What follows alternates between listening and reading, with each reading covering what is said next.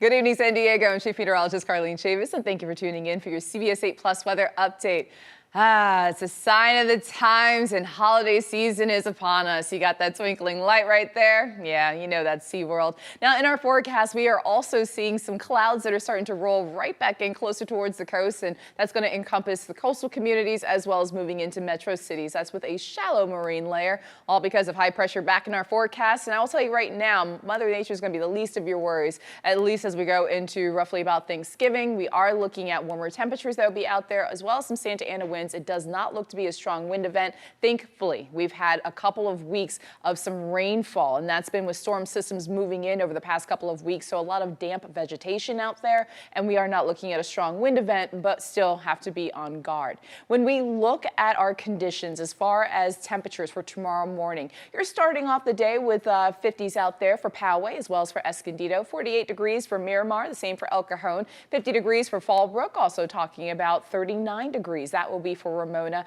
and 39 degrees for Mount Laguna. Then we get to our daytime highs for tomorrow. A little bit of heat there, and that's because of a ridge of high pressure in the upper levels. That brings in some 70s. 78 degrees, that's going to be for Escondido, 77 degrees for Fallbrook, the same for La Mesa, 80 degrees for El Cajon. Also looking at those upper 60s to low 70s right there along the North County coastline, and 70 degrees for Julian, 71 for downtown. Your surf forecast for tomorrow, about 3 to 5 feet with a high risk of rip currents at our local beaches, and that water temperature is at 64 degrees. All right, let's talk about this ridge of high pressure. So travel concerns when it does come to slick roads, I know because we've been dealing with the showers over the past couple of weeks, even some heavy rainfall at times, not looking to be in the forecast at least through Thanksgiving, and that's because of this ridge overhead. This ridge of high pressure is going to be our main weather maker, as well as what we call a surface high. That's an area of high pressure moving over the Great Basin. So when we talk about that, we talk about Santa Ana winds. The ridge is going to keep our temperatures warmer than usual. We get a little bit more of a bump with those offshore winds by Wednesday when they're looking to be the strongest.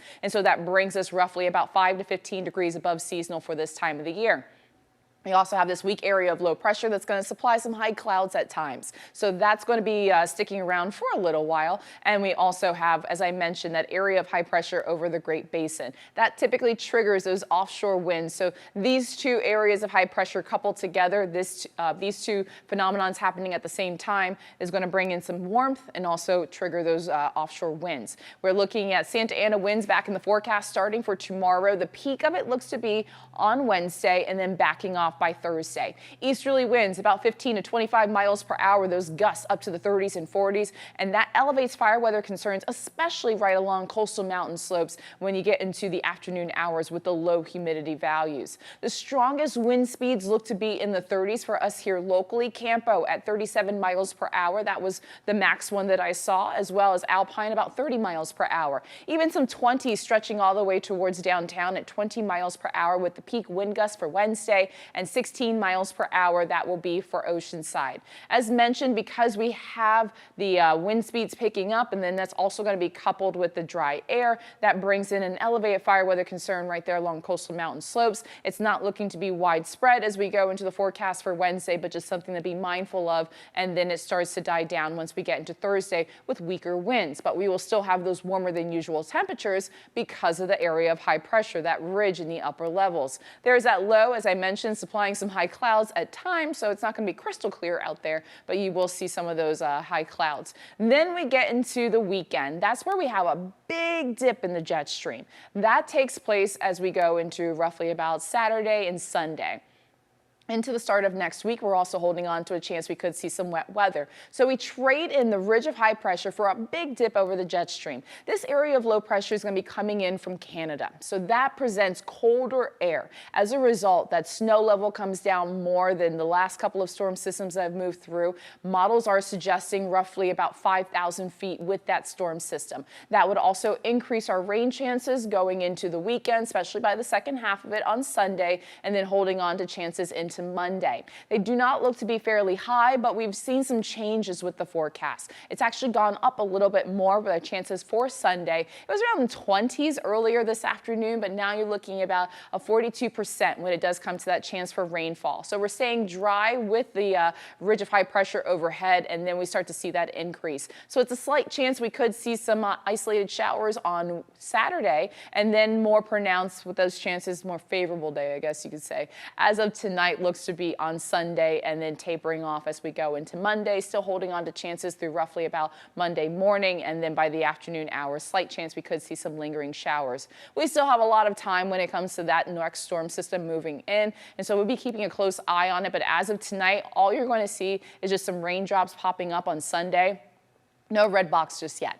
If it gets higher than about a 50%, that would change. Also, in the days ahead, if it does indicate that it will be heavy at times, that's when you would see that red box, indicating a weather impact alert day. But as of tonight, because there's still plenty of time for that system to get closer towards us, you're just seeing those added raindrops. But stick with us over the next few days, and we'll kind of fine-tune the models a little bit more, and we'll know a little bit more as to what is in store for us as we close out the weekend. Also, because it's a big travel day for a lot of people coming back home.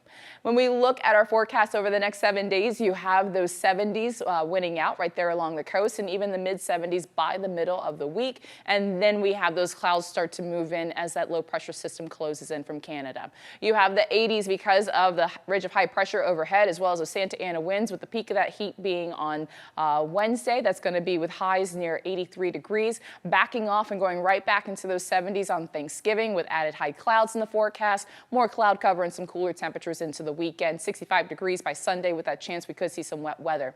It looks to be more favorable for the mountains and towards the west of the mountains. That could change as well over the next couple of days, but this is what we're going with as of tonight. You have the 60s all the way into the start of the weekend. That's going to be for the mountains. You're back into the 50s by Sunday. And for the desert, you have the 70s that then turn into 80s by Friday on Black Friday, and then temperatures start to slip with that approaching low pressure system. Some gusty winds anticipated, cooler temperatures taking the 80-degree mark. That's going to be the peak of the heat for this week for the desert, right back into those upper 60s and even some low 60s to kick off next week. Of course, we'll keep you posted on any additional details when it comes to that next storm system, as well as your forecast for the holiday. So I hope you have a great night, and thanks for tuning in.